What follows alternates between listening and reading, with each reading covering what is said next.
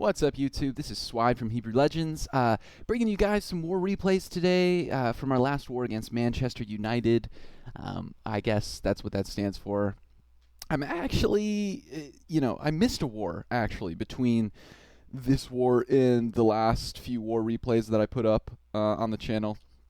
And I apologize for that. There's some really cool replays in that war, and I was going to record them late last night, and I was like, well, I'll just go to bed and they'll be here in the morning, and they were not here in the morning. So we missed out on some pretty goods, a couple good Town Hall 10 replays, and a couple other Town Hall 9 replays that I was going to show. In any case, I'll try to make that up to you guys in the future, but let's look at a few replays from this war anyway. Wasn't a great war for us at HL. We had left a couple Town Hall 10s open and a couple Town Hall 9s.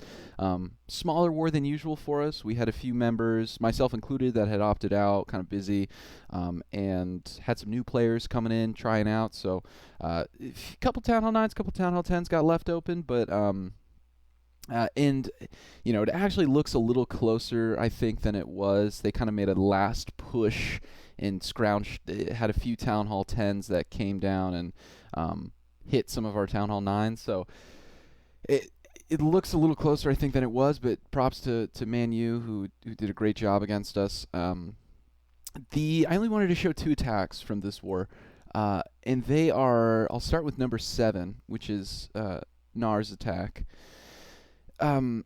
It's on there, 7. It's kind of a selective hogging type attack. It's not quite surgical hogging, where you place a giant and then drop a pack of hogs, and then place another giant and drop a pack of hogs, in that kind of almost pseudo lava hound way. That I've seen a number of Asian clans doing it with great effectiveness on those spread bases that are supposed to be, hog proof and LaLoon proof. But this is not quite the same thing, but it's similar. I'll play it for you guys here. So you can see one giant just on this archer tower to get the lure. He realized he didn't have the witch, so he dropped another barb, which is great. Archer comes down just as an anchor, and then he drops a barb trail coming out, just to pull all those CC troops out to the side, take care of them with witches, the usual, couple wizards, archer queen. Nothing new there. Drops a barb here just as a distraction. I love that. He knew this wizard wasn't going to have enough time to take this out, that army camp out, and create his funnel by itself. So he just drops one barb, and just is enough to distract. And I'm actually surprised he didn't do the same thing on this side, because it would have been same idea. In any case, it takes care of the CC, drops a golem in, has his funnel made. Here comes the jump. King goes down as soon as the jump goes down. And pretty straightforward. The queen sitting behind her wall, but it doesn't matter. Jump spell leads the king right in there. A few swipes and she's gone. As soon as she goes down, here comes some hogs. And as you can see, they're coming in just packs. They're coming in 3 or 4 at a time, with a heal spell waiting on them. And then same thing over here. Just 3 or 4 at a time. A few packs of hogs. You can see dropped a couple more down here. He even dropped a couple here for this archer tower. And very interesting, kind of just selective placed surgical hogs, that all kind of, when these defenses are spread like this, and you can even see he drops the rest of them over on this side. And essentially what this does is allows him to, kind of sacrifice a pack of his hogs here and there to create a funnel, a defensive funnel for the rest of his hogs, at which point they all travel the direction he wants to. So a number of players, like, I myself have trouble sometimes with hog pathing on tricky bases on the first attack, where you don't know where the Teslas are, and it turns out they weren't where you expected, and they kind of take your hogs and peel them off to the side. And move them around in kind of a circle around the base that you didn't expect them to go in, and so they're taking longer than usual, and you're afraid you might run out of time on your hog attack. But this style kind of prevents that from happening. clean up Wizzies around, which are great, but essentially just forces his hogs into one direction, um, which is very interesting. And he has heal waiting on the first pack. There were Teslas here, so he had a heal there, but it allows you even to save your heals till a little later, especially in those scenarios where you have to bring a jump. So nice attack, Gnar. I kind of love the ingenuity there, man. Really interesting stuff. I'm kind of interested to see if this kind of hog attack, that kind of selective surgical hogging, starts to catch on a little more, because it seems to be pretty effective right now against the bases that we're seeing. So the second attack and last attack I wanted to show was somewhere in here, I think. I thought it was right here. Or's attack. He is hitting their number 16, Farag, and it's just kind of an interesting LaLoon attack. So I wanted to show it. It's cold-blooded. It's only one golem to take care of the queen and kind of get deep into the core. Brings a jump spell, but doesn't bring a lightning. And actually brings a kill squad, a traditional kill squad for the opposing clan castle, which is unique. You don't see that a lot on, LaLoon attacks. But one giant again for the lure.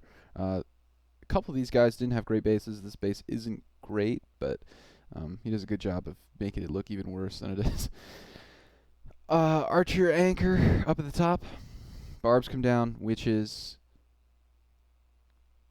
Wizard, and the AQ will go down as well. All just the usual stuff. I'll zoom in there. This is kind of the interesting. I mean, this is the interesting bit about this raid. You obviously don't see the CC kill like this a lot. Wizzies go down to break the funnel. Golem in and bombers. Especially not on a kind of cold-blooded or shattered LaLoon attack.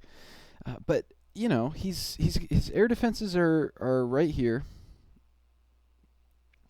So all he has to do is get his queen in here, right? And he didn't want to bring a lightning, wasn't sure he was going to get everything. So just decided to bring the kill squad, which also saves him a golem.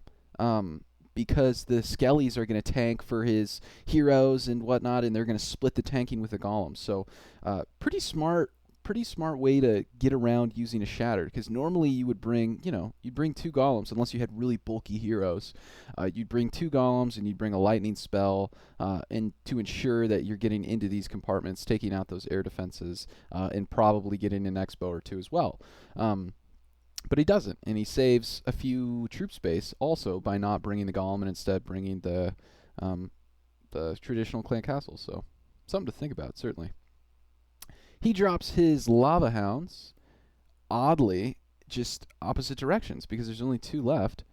Rages his balloons into them, and you can see this. He actually had a 3rd lava hound that he absolutely did not need.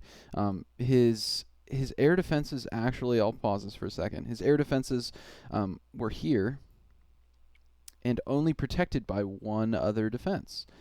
So in that case, I don't know, maybe bring some hogs or something, bring a few extra loons, or maybe bring that CC kill squad in your clan castle. I'm not sure, because in this case, the only possible direction for his loons to path would be into this first defense and then diagonally to the air defense. And with a rage spell on him, it's only going to take 4 or 5 balloons, even with potential air traps, and they're going to have a field day and then sweep around on the outside. And those air defenses are just not going to have enough time to take out your lava hounds and get to your loons. So you can see he's got a number of lava hounds up. His first one just popped. This one, those little balloons are chasing him around. He's got one down here, still up, and that second one popped as well. So he has only one.